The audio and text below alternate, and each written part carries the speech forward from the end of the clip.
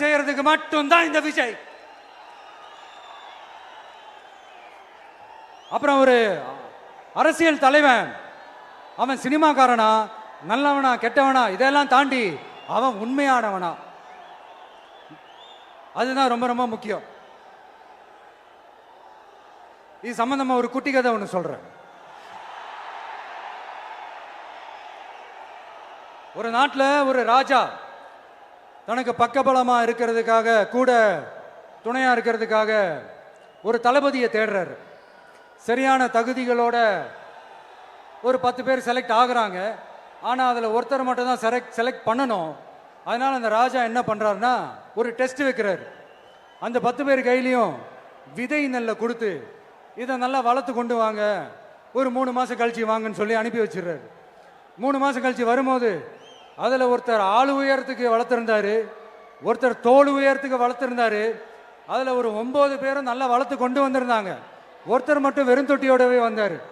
என்னன்னு கேட்டதுக்கு, நானும் தண்ணி ஊற்றி ஊற்றி பார்க்குறேன், உரம் வச்சு வச்சு பார்க்குறேன், வளரவே மாட்டேங்குது ராஜா, என்ன பண்ணுறதுன்னு தெரியலன்னு சொன்னதுக்கு ராஜா அவரை கட்டி அணைச்சிக்கிட்டு, இனிமேல் நீதான் என்னுடைய தளபதி, எல்லா அதிகாரமும் உனக்கு தான் சொன்னார். ஏன்னா அந்த 10 பேர் கையிலையும் ராஜா கொடுத்தது அவித்த விதை நெல், அது முளைக்கவே முளைக்காது.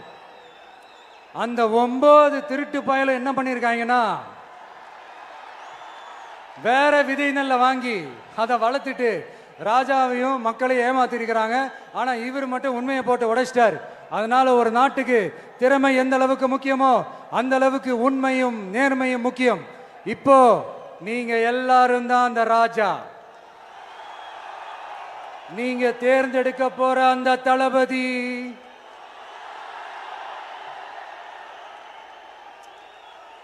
சும்மா சினிமாக்காரன் சினிமாக்காரன் சினிமாக்காரன். அம்பேத்கர் அவர்களை தோக்கடிச்சது சினிமாக்காரன் இல்ல, அரசியல்வாதி.